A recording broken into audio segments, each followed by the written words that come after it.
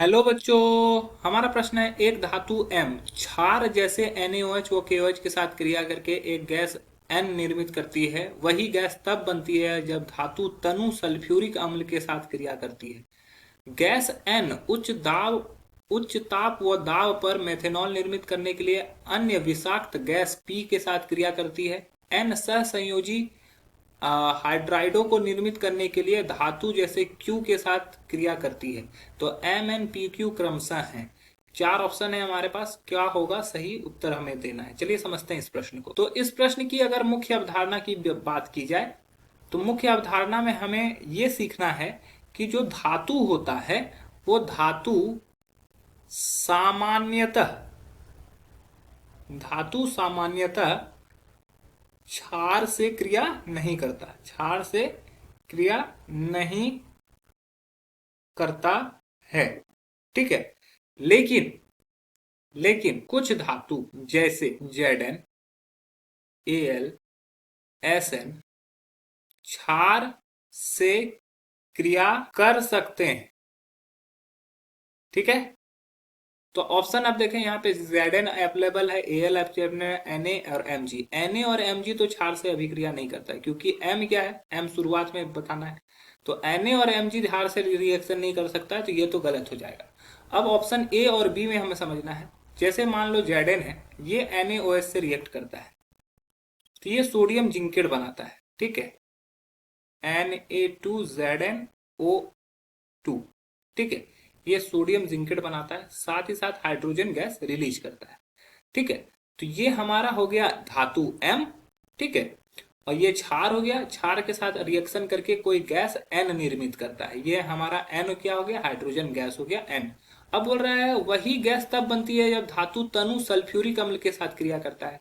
अब धातु N जो है, अगर M जो है, धातु M ये सल्फ्यूरिक अम्ल के साथ अगर अभिक्रिया करता है H2SO4 के साथ, तो ये ZnSO4 और H2 निकलता है। तो यही गैस यहां पर भी बन रहा है, क्षार के साथ भी और अम्ल के साथ भी। ठीक है। अब यहाँ पे एल्युमिनियम के साथ सल्फ्यूरिक अम्ल के साथ, तनु सल्फ्यूरिक अम्ल के साथ ये रिएक्शन नहीं कर पाएगा, करेगा भी तो बहुत रेयर केस में करता है। दूसरा है कि जब N उच्च दाब और ताप पर मेथेनॉल निर्मित करने के लिए अन्य विषाक्त गैस P से क्रिया करता है। तो अगर मान लो मेथेनॉल का फॉर्मूला अगर हम लोग देखें तो मेथेनॉल में हम लोग क्या देख सकते हैं, CH3OH, यही होता है मेथेनॉल। तो क्या है कि अभी तक तो हमें पता है कि ये Zn और Al दोनों एक ही जैसा रिएक्शन करता है। Al भी अगर NaOH से या KOH से रिएक्शन करेगा तो सोडियम एल्यूमिनेट बना लेगा। ठीक है, सोडियम एल्यूमिनेट बना लेगा, यहां से ये हाइड्रोजन गैस को ये भी रिलीज करता है। और वही एल्युमिनियम अगर वाटर ये H2SO4 से रिएक्शन करेगा तो Al2SO4 और H2 गैस निकलेगा। ठीक है, तो इस तरह से यहाँ पे पहला दोनों रिएक्शन तो एकदम बिल्कुल सही है। अब बात करते हैं मेथेनॉल से। तो मेथेनॉल कैसे प्राप्त होता है, वहां पर CH3OH है।